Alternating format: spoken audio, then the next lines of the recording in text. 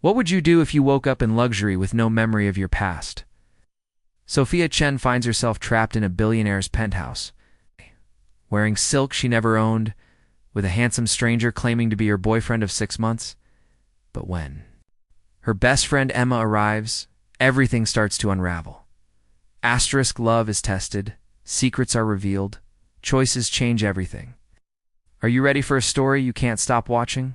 Comment where you're watching from, smash that like, subscribe, and let's begin this unforgettable journey. Asterisk, the first sensation was silk against her skin, liquid smooth and impossibly soft.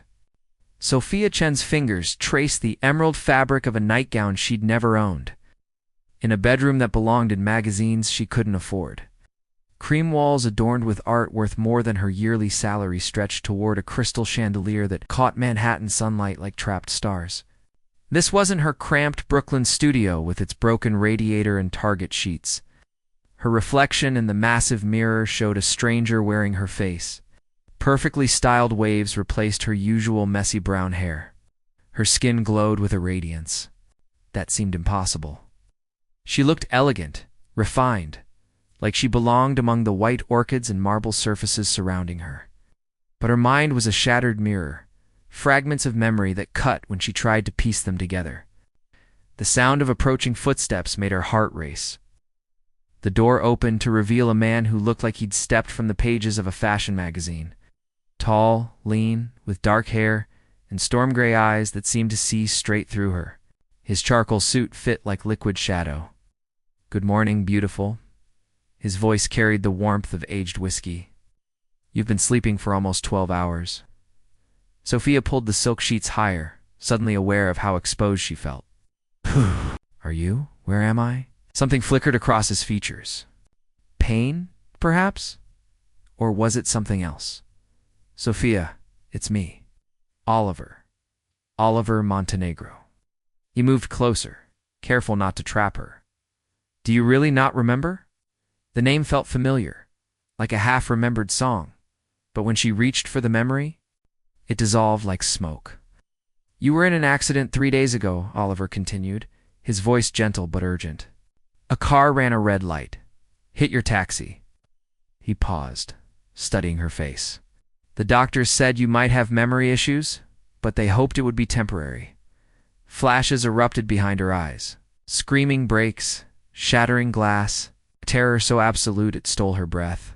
But the memories felt borrowed, like scenes from someone else's nightmare. "The accident," she whispered, touching her head. "I remember being scared, but everything else, ... Oliver sat carefully on the bed's edge, maintaining distance that somehow felt both respectful and heartbreaking.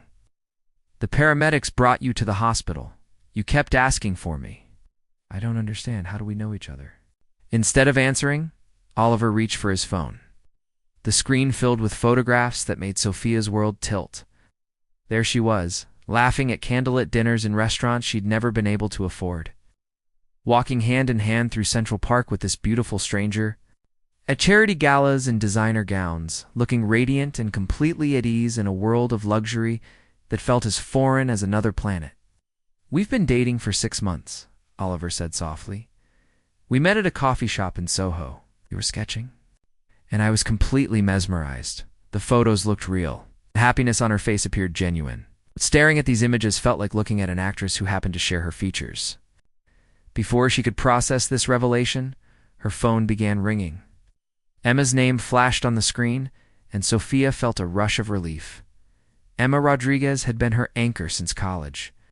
"Emma," she answered quickly. "Sophia, thank God. I've been calling for days. Where have you been?" "Mrs. Patterson said she hasn't seen you since Tuesday. I was about to call the police." Sophia glanced at Oliver, who was listening intently. "I was in an accident. I'm okay, but I'm having trouble remembering things." "What kind of accident?" "Where are you now?" "I'm at a friend's place. Someone who's been taking care of me." The pause on the other end stretched like a held breath. "What friend?"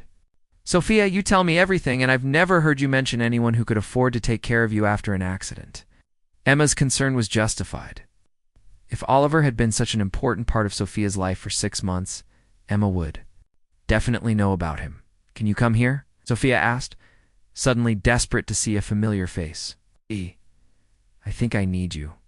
When Oliver provided the address, Emma's sharp intake of breath was audible. That's Montenegro Tower, one of the most expensive buildings in Manhattan. Who exactly is this friend of yours?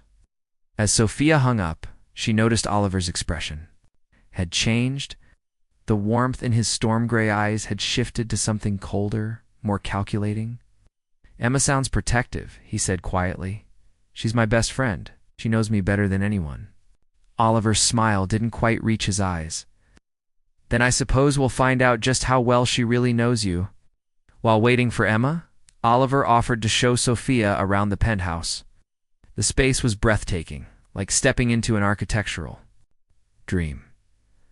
Floor-to-ceiling windows revealed the entire city sprawling below like a glittering tapestry.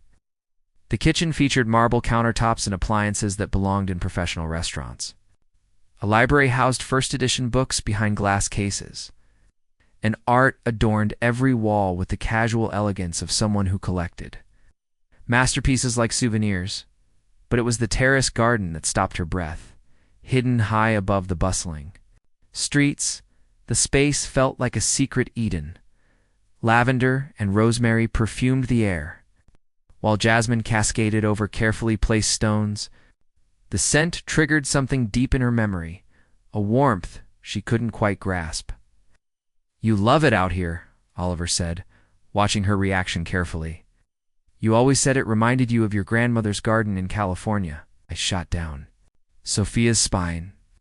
She'd never told anyone about her grandmother's garden, except Emma and her family. The detail was too intimate, too specific for a stranger to know. How do you know about my grandmother? Oliver's expression remained carefully neutral. You told me. We've shared a lot over the past 6 months. Sophia knelt beside the lavender, and suddenly a memory surfaced.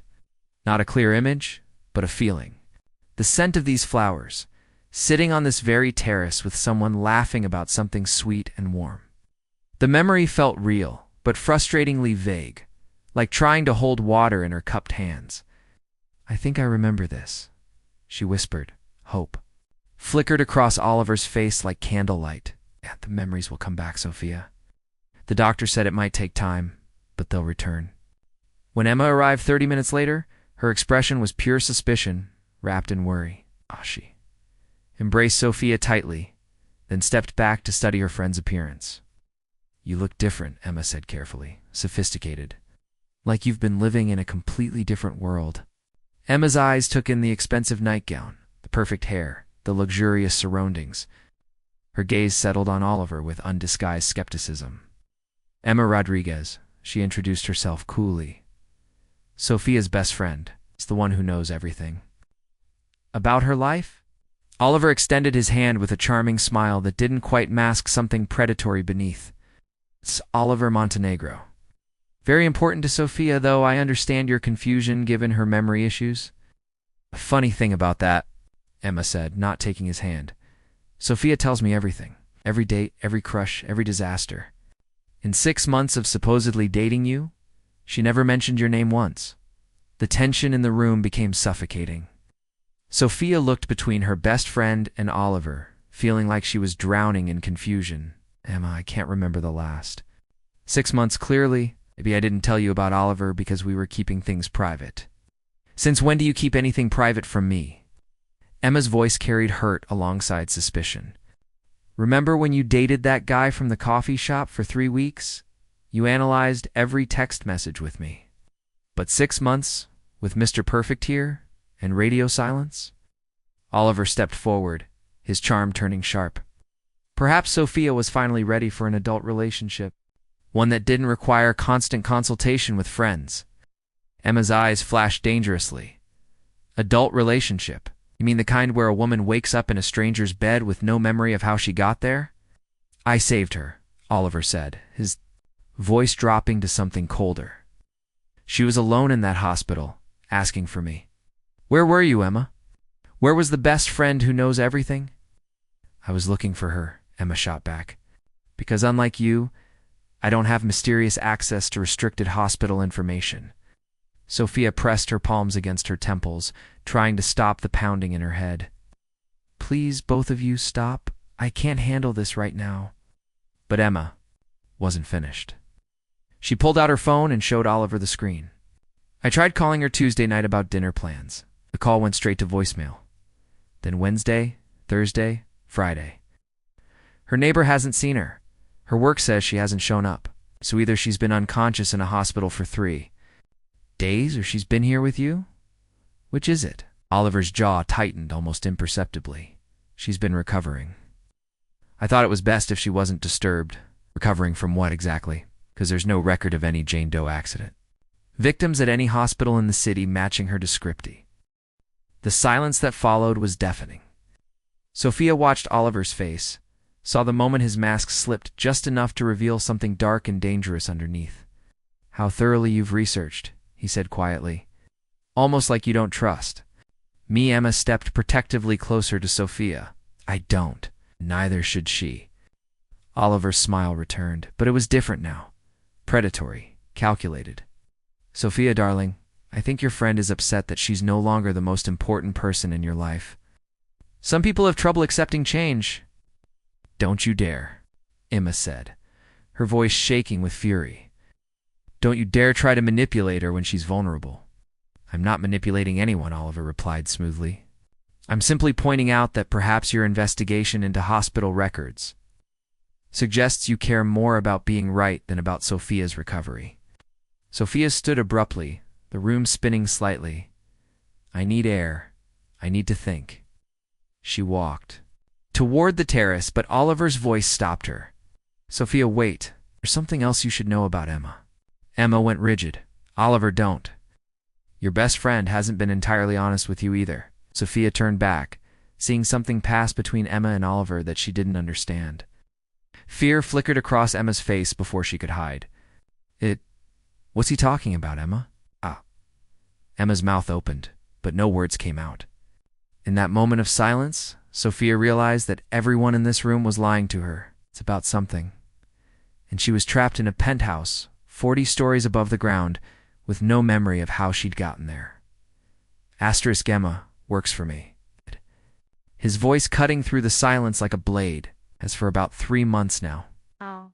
Freelance research, data analysis, background checks. Quite thorough work, actually. Emma's face went pale. Sophia, I can explain. You work for him? Sophia's world tilted again. You work for him, and you never told me? It's not what you think, Emma said desperately. I needed the money. My mom's medical bills. You know that. Oliver offered me a job doing research from home. I didn't know he was dating you because you never told me about him. But you knew my name, Oliver continued, his tone deceptively casual. You knew where Sophia lived, worked, who she spent time with. Very convenient for someone trying to get close to her. That's not what happened, Emma protested, but her voice lacked conviction. Sophia sank onto the leather sofa, her hand shaking. So you've both been lying to me. Emma, you've been spying on me for him. No, Emma said fiercely. Sophia, listen to me. I was hired to research other people, not you. I swear on my mother's life. I didn't even know Oliver's last name until today. He hired me through an intermediary company. How convenient, Oliver murmured. No direct connection. Shut up, Emma snapped, then turned back to Sophia. Something's wrong here. Really wrong. Look at me, Soph. Really look at me. Do I seem like someone who would betray you? Do I seem like someone who would help a stranger hurt my best friend? Studied Emma's face. Despite everything, she saw genuine fear there. Not fear of being caught, but fear for Sophia's safety. The hospital record, Sophia said slowly. You really checked? Emma nodded. Every hospital in Manhattan, Brooklyn, Queens. No accident victims matching your description on Tuesday, Wednesday, or Thursday. No Sophia Chen admitted anywhere. Oliver's expression darkened. Perhaps you missed something. Hospitals can be inefficient with their record keeping. I'm very thorough, Emma said coldly. That's why you hired me, remember? Sophia stood abruptly and walked to the window, staring down at the city far below. Fragments of memory kept surfacing, but they felt wrong somehow. The accident, the hospital, the photos with Oliver. Nothing felt solid. Nothing felt real. I need to see the hospital, she said quietly. Sophia, you don't need to put yourself through that, Oliver said, moving closer.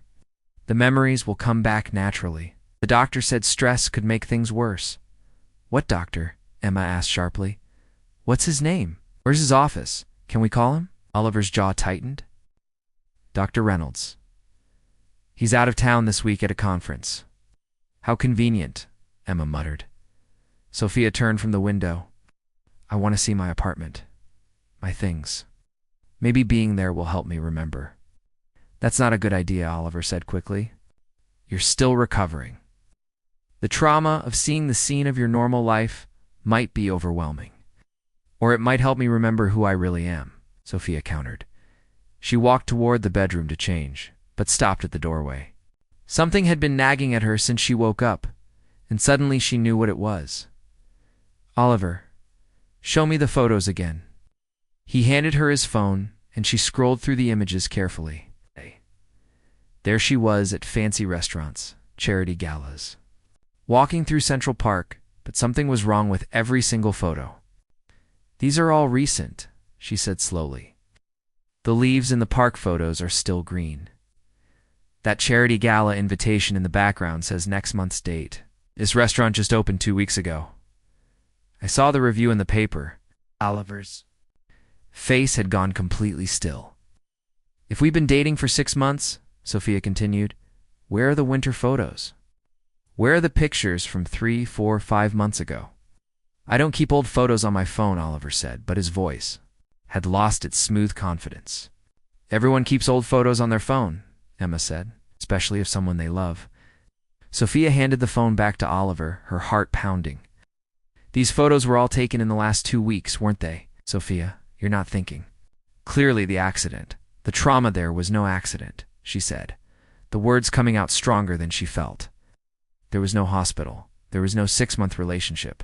Oliver's mask finally slipped completely. The charming smile disappeared, replaced by something cold and calculating that made her blood freeze. You're a very intelligent woman, Sophia, he said quietly. It's one of the things I admire most about you. Emma grabbed Sophia's arm. Need to leave, now. But Oliver stepped between them and the door, and Sophia noticed for the first time how much bigger he was than both of them. How isolated they were 40 stories above the city, how no one knew they were here. I'm afraid that's not possible, Oliver said, his voice now completely different. No warmth, no charm, just cold efficiency. You see, Sophia, you're here because you discovered something you weren't supposed to discover. Business that could have caused me significant problems. What are you talking about? Sophia backed toward the window, Emma beside her. You're a graphic designer, but you're also very good with numbers, very good at noticing patterns. When you were doing freelance work for my company, you started asking questions about some discrepancies you noticed in our financial reports.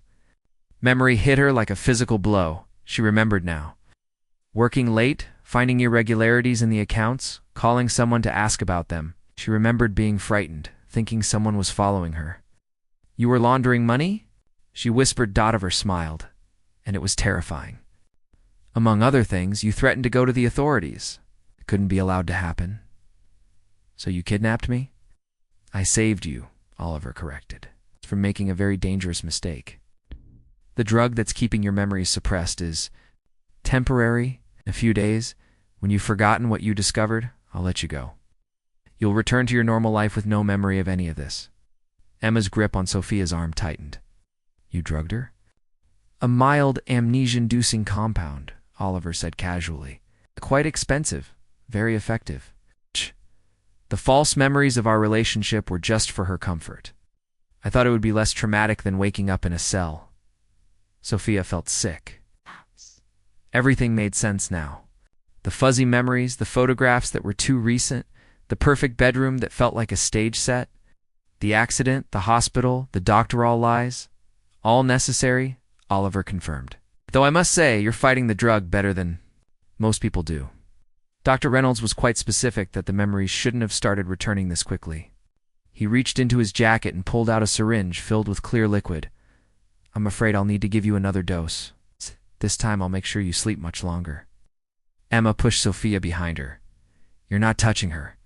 Oliver's laugh was genuinely amused. Emma, you've been very useful to me.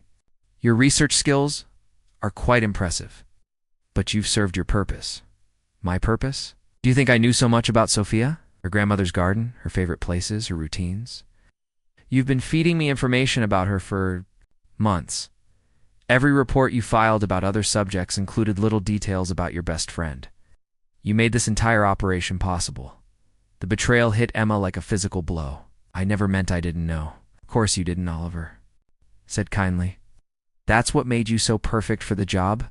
He stepped closer, syringe raised, and Sophia realized they were trapped. The only way out was through Oliver, and he was bigger, stronger, and had nothing to lose. There's something else you should know, she said desperately, buying time. Something. I remembered. Oliver paused, curious despite himself. I didn't just discover your money laundering, Sophia continued. Before you took me, I made copies of everything. I hid them. If I don't check in with someone by tomorrow, those copies go straight to the FBI. For the first time, uncertainty flickered across Oliver's face. You're lying. Emma, Sophia said, never taking her eyes off Oliver.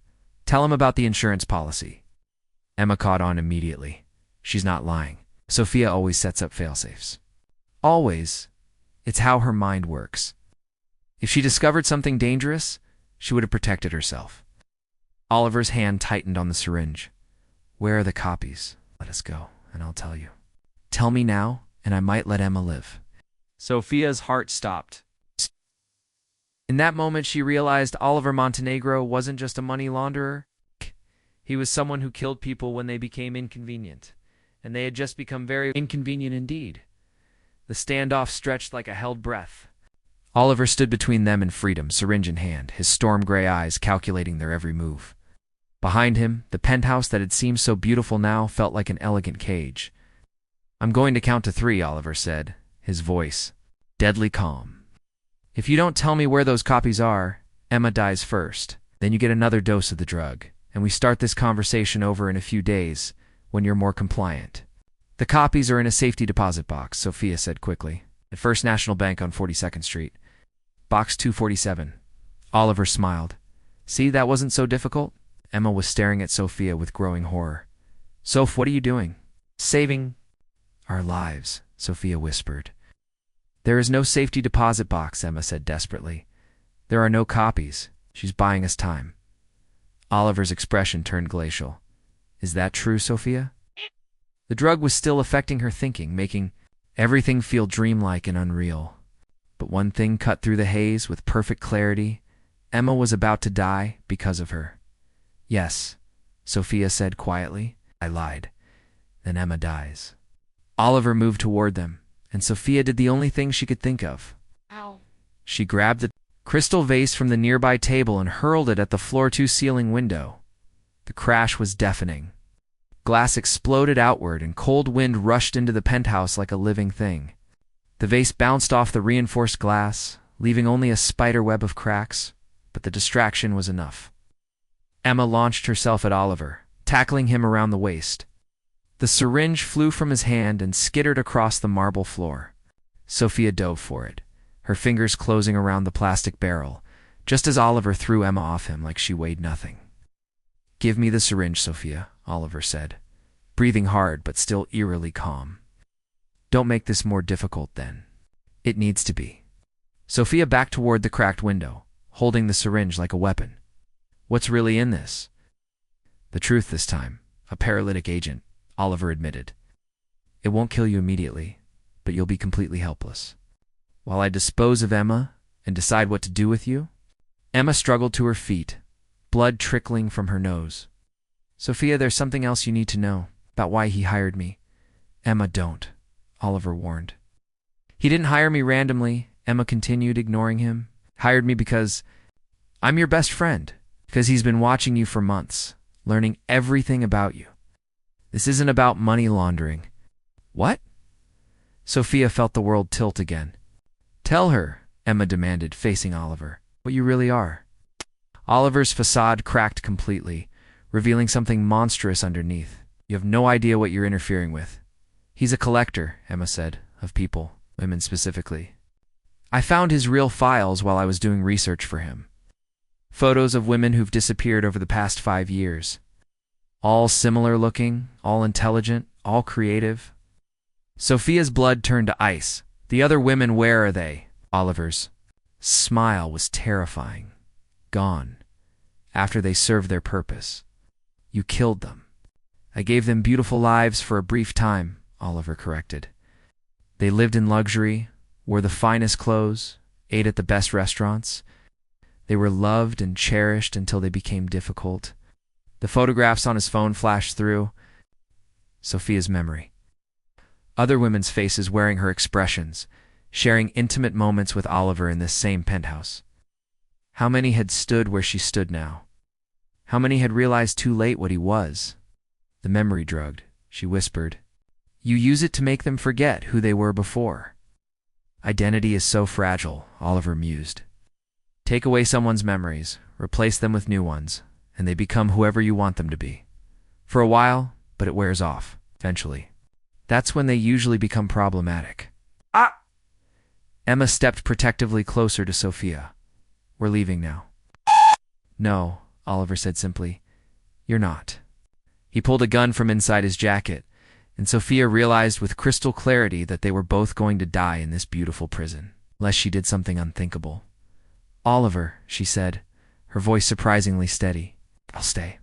Sophia, no, Emma gasped. I'll stay willingly, Sophia continued. I'll take the drug, forget everything, be whoever you want me to be, but only if you let Emma go. Oliver tilted his head, considering. And why would I trust you to keep that? Bargain? Because I love her? Sophia said simply.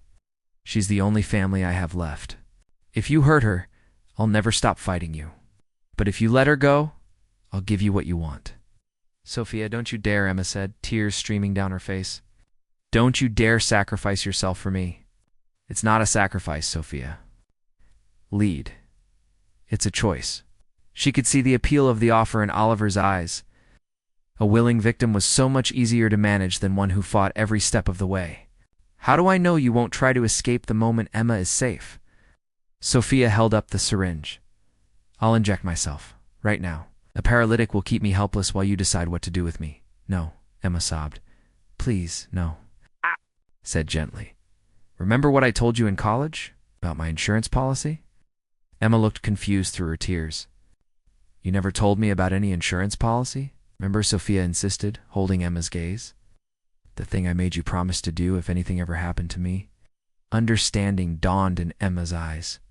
They'd never discussed any insurance policy, but they had discussed something else, something Emma had sworn to remember. I remember, Emma whispered. Sophia smiled, then looked at Oliver. Do we have a deal? Oliver studied them both, then slowly nodded. Emma leaves. You stay. The moment she's out of the building, you inject yourself. Agreed. Emma walked toward the door, then stopped and looked back. I'll remember everything, she said quietly. Everything. After Emma left, Oliver moved to the window and watched the street below until he saw her emerge from the building and walk away. Your turn, he said. Sophia raised the syringe to her arm, then paused. Can I ask you something? Make it quick. The other women who became difficult, how did they die? Oliver's smile was answer enough. Sophia nodded as if accepting her. Fate. Then, in one fluid motion, she spun and drove the syringe into Oliver's neck. He staggered backward, surprise and fury warring on his face as the paralytic agent hit his bloodstream. You little his words slurred as his muscles began to fail. Gracias. He crashed to the floor, still conscious but unable to move. Sophia knelt beside him, her face inches from his. You made one mistake, Oliver. You assumed Emma and I never talked about what to do if one of us was ever kidnapped or threatened. Oliver's eyes widened in understanding. The insurance policy wasn't about hidden evidence, Sophia continued. It was about Emma calling the police the moment she got out of this building. They should be here any minute. In the distance, sirens began to wail, growing louder by the second. The drug will wear off eventually, Sophia said, standing. But not before the FBI arrives to ask you some very interesting questions about those financial records. I actually did copy. The ones I actually did hide. The ones I actually did give to Emma, with instructions to turn them over if anything happened to me. Oliver tried to speak, but only managed a gurgling sound. You were right about one thing, Sophia said, walking toward the door. I'm very good with numbers and patterns and planning for contingencies. The sirens were very close now. Oh, memory drug is already wearing off, by the way. I remember everything, including the fact that Emma never worked for you. She was working with the FBI, helping them build a case against you. It's how we knew you'd target me eventually. Oliver's eyes filled with rage and disbelief. Sophia paused at the door. Oh, and Oliver. Those other women you collected? They're not dead? They're in witness protection, waiting to testify against you. She walked out, leaving him paralyzed on the floor of his beautiful prison. Just as the sound of boots thundered up the stairwell toward his door. 6 months later, Sophia stood in the witness box of a federal courthouse, facing a jury of 12 strangers who held Oliver Montenegro's fate in their hands. He sat at the defendant's table in an orange jumpsuit, his storm gray eyes no longer charming, but hollow with the knowledge that his beautiful, terrible world had crumbled around him. Miss Chen, the prosecutor said gently, can you tell the jury what you remember about your time in the defendant's penthouse? Sophia's voice was steady, stronger than it had been in that silk-draped prison. I remember everything now. The drugs Mr. Montenegro used to suppress my memories have completely cleared my system. She looked directly at Oliver as she spoke, watching his face remain impassive. He'd been a master manipulator, but sitting in shackles, he looked like what he truly was. A predator stripped of his power. The photographs he showed me, the false memories of our relationship, the story about an accidental, carefully constructed lies designed to make me compliant, while he decided whether to kill me or keep me as another victim in his collection. The prosecutor nodded. And the other women? 7. Survivors, Sophia said, her voice growing stronger. All found alive in various locations where Mr. Montenegro had been keeping them under false identities. Their memories suppressed by the same drugs he used on me. They're all testifying in separate proceedings. Oliver's jaw tightened almost imperceptibly. It was the only sign that he was affected by her words. After the trial concluded with a guilty verdict and a life sentence, Sophia met Emma at their favorite coffee shop in Soho, the same place where Oliver claimed to have first seen her, which was actually true. He'd been stalking her for months before making his move. How are you feeling? Emma asked, sliding a latte across the small table. Grateful, Sophia said honestly. Guilty that I survived when others might not have. Angry that it took so long to catch him, but mostly grateful. Emma studied her friend's face. The last 6 months had changed them both. Emma had thrown herself into victim advocacy work, helping other survivors of trafficking and kidnapping. Sophia had returned to her graphic design work, but now also consulted with the FBI on cases involving financial crimes hidden in plain sight. Any regrets? Emma asked. Sophia considered the question. About the case? No. About fighting back? Never. About trusting you when everything seemed impossible. Not for a second. I meant about the other thing. Sophia knew what Emma was referring to. During the investigation, it learned that Oliver's claims about her discovering his money laundering operation were actually true. She had stumbled across irregularities in financial reports while doing freelance work. But instead of going to the authorities immediately, she'd tried to investigate further on her own. That was stupid, Sophia admitted. I should have called the FBI the moment I suspected something. But if you had, we might never have found the other women. Your investigation led Oliver to escalate his timeline, which led to mistakes, which led to his capture. Sophia sipped her coffee, watching pedestrians hurry past the window. Normal people living normal lives, unaware of the monsters that sometimes walked among them. Do you ever think about the penthouse? Emma asked quietly. Every night, Sophia confessed. It's not the fear or the terror, but the moment I realized I had a choice. I could let him destroy me, or I could fight back. That moment changed everything. The other survivors, they say the same thing. That moment when they remembered who they really were. Sophia nodded. Identity is fragile, like Oliver said. But it's also resilient.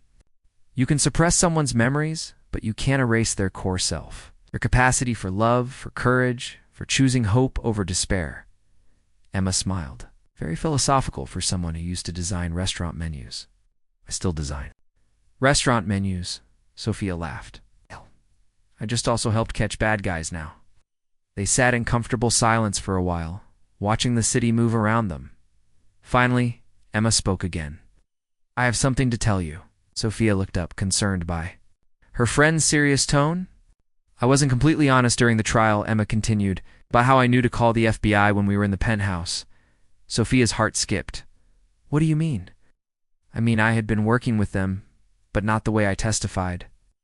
I wasn't. Some undercover consultant helping build a case against Oliver? I was the target of my own investigation. The words hit Sophia like ice water. What? My mother's medical bills, the financial pressure, the research job, all of it was real. But when Oliver approached me through that intermediary company, I knew something was off. The money was too good, the requests too strange, so I went to the FBI myself. Sophia stared at her best friend, processing this revelation. They asked me to keep taking his jobs while they investigated, Emma continued.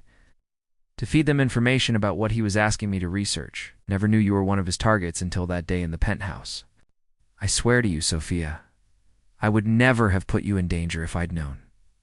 But when you figured it out, when I realized what was happening, I called my FBI contact immediately. They were already on their way when we had our confrontation with Oliver. The sirens you heard? Those were the backup units. Sophia felt a mixture of betrayal and admiration. You've been undercover this whole time? Been protecting you? Emma corrected. Even when I didn't know I was protecting you specifically? I was working to stop him from hurting anyone else. Why didn't you tell me during the trial? 'Cause the FBI asked me not to. 'Cause there are other cases, other investigations stemming from what we found in Oliver's files. Sometimes the truth has to wait for justice.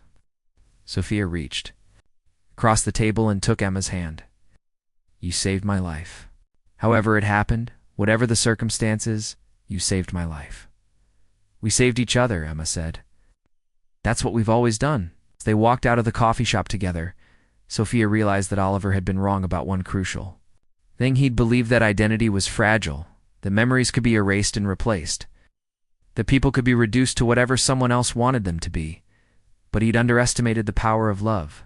The kind of love that existed between true friends. It's a kind that survived memory loss and betrayal and terror.